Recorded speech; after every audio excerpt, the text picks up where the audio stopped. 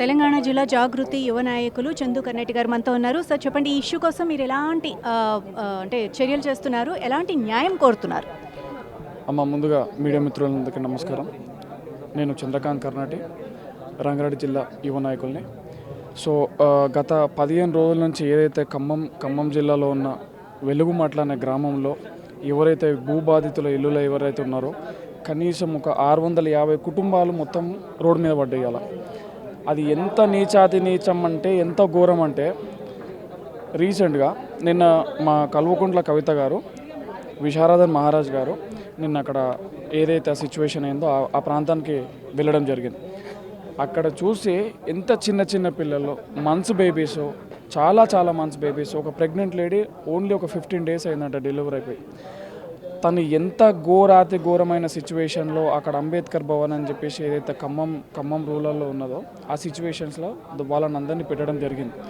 అక్కడ ఒక రెండు టాయిలెట్స్ ఉన్నాయి. మొత్తం 650 కుటుంబాలు ఒక 2 టాయిలెట్స్లో వాళ్ళు ఎట్లా అడ్జస్ట్ అవుతారు?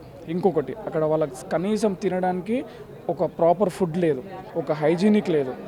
అక్కడ ఉన్న కలెక్టర్ గారి కన్నా మేము రిక్వెస్ట్ చేసి, నిన్న ఒకవేళ మేము చేసిన నిరసనకు కానీ, మేము చేసిన రాష్ట్ర రోకలకు కానీ నిన్న తను వస్తారేమో, వస్తే మేము కొంచెం మాట్లాడేసి వాళ్ళ శానిటైజేషన్ గురించి కానీ, వాళ్ళ ప్రాపర్ ఫుడ్ గురించి కానీ, వాళ్ళకి కావాల్సిన మినిమం నీడీనెస్ కానీ, అక్కడ లేడీస్కి కానీ జెంట్స్కి కానీ ఎలాంటి ప్రాపర్ భద్రత లేదు.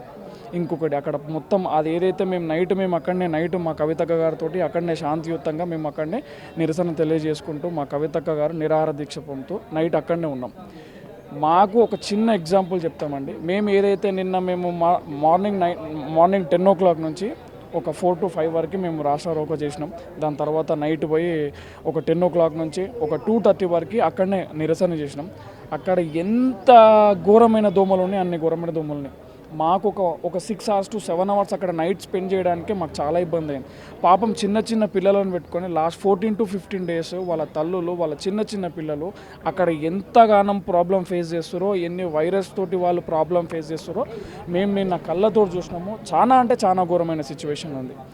సో మేము ఒకటే డిమాండింగ్ చేస్తుంది ఏంటంటే, అక్కడ ఉన్న లోకల్ కలెక్టర్ గారు కానీ, అక్కడ ఇప్పుడు ఆ ఖమ్మం నియోజకవర్గానికి సంబంధించిన 3 మంత్రులు కానీ ఎవరైనా ఒకరు దయచేసి ఇది ఏదైతే పొలిటికల్ పార్టీస్కో కానీ ఇట్లా కాకుండా కొంచెం హ్యూమానిటీ, ఈ సిచ్యువేషన్లో మనం కొంచెం హ్యుమానిటీ ప్రయత్నించి ఎవరన్నా ఒకరు ముందరికి వచ్చి వాళ్ళకు కొంచెం నీడనిచ్చి కొంచెం అండగా ఉండి, వాళ్ళకు ప్రాపర్ ఫుడ్ లేదు, ఓకే, సో సిచ్యువేషన్స్ అన్నీ అయిపోయినాయి. ఇంతకుముందుకి ఏదైతే కూలగొట్టే సిచ్యువేషన్ వచ్చినప్పుడు వాళ్ళకు ఒక ప్రాపర్ షెల్టర్ అయితే, ఒక ఆల్టర్నేట్ అయితే